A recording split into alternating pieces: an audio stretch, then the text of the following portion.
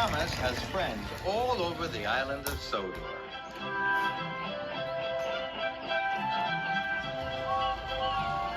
Friends at Brendam Docks.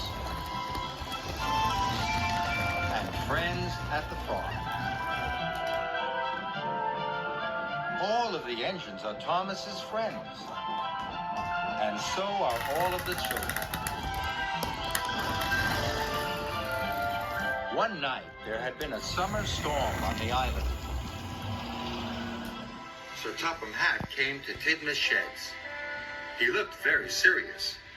A strong wind has blown down the telephone lines, he said. Thomas, you must take the engineers to fix the telephone lines, or it will cause confusion and delay, he boomed. Yes, sir, said Thomas, and he puffed away. Thomas arrived at Brendam Docks.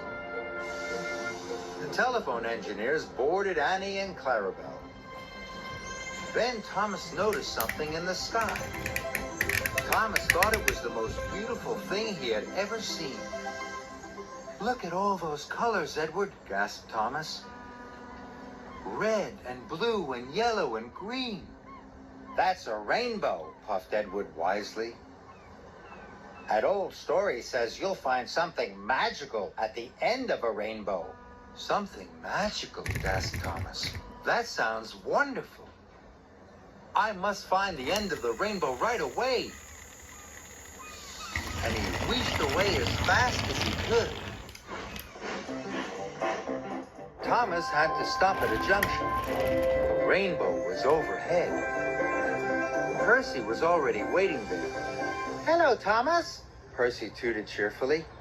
Sorry, Thomas puffed. No time to talk. I have to find the end of the rainbow.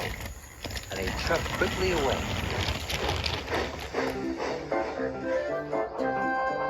Thomas puffed up Gordon's Hill. The end of the rainbow was just over the top.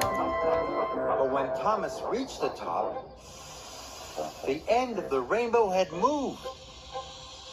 Bother, said Thomas. Thomas had to let some engineers off at the bridge. He could see the rainbow up ahead. Children on the bridge waved to Thomas and called hello. Thomas just chuffed away. Sorry, no time to talk, he puffed.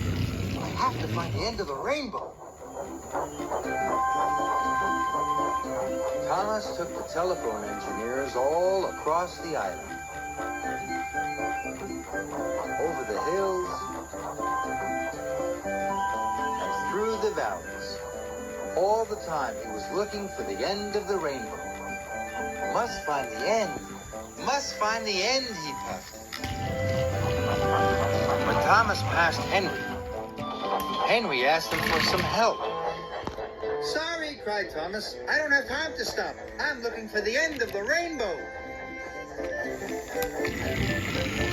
But the end of the rainbow was always just around the corner. Finally, Thomas passed Toby. Slow down, Thomas, Toby cried. There's something ahead on your tracks. But Thomas wasn't listening. He was sure the end of the rainbow was just around the corner. Then there was trouble. Thomas hit the telegraph pole, and they all came off the tracks. Luckily, no one was hurt. Cinders and ashes, Thomas cried. Thomas was stuck. His driver couldn't phone for help. The telephone lines were still not working. Then Thomas spotted Percy far away. Help, cried Thomas. Percy, help! And he whistled as loudly as he could. Thomas watched sadly as Percy puffed away. Percy isn't talking to me because I didn't have time to talk to him, thought Thomas. I was too busy chasing the end of the rainbow. Thomas knew it was his fault. But Percy had heard Thomas's whistle. He knew Thomas was in trouble, and he was hurrying to get help. Thomas is in trouble, Percy called out as he passed Henry.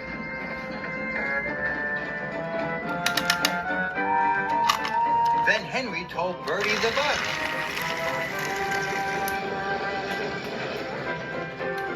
And Bertie told the children. The children told James.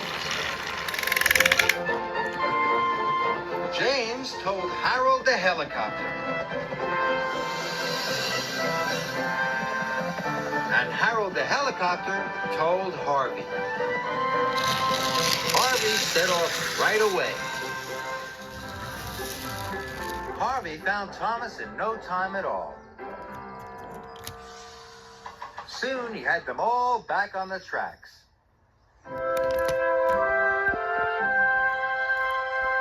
Thank you for rescuing us, Harvey, said Thomas. Harvey told Thomas how the message had been passed on. All of your friends have helped rescue you, He said.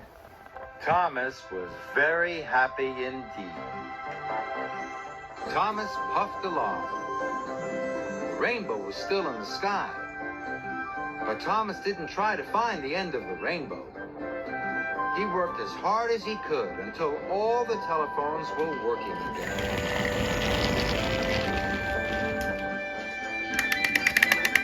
As Thomas returned to Tidmouth Sheds, he was amazed to find the end of the rainbow. It was right over Tidmouth Sheds. The old story was right, gasped Thomas. There is something magical at the end of the rainbow. My friends. Friends are the most wonderful thing of all.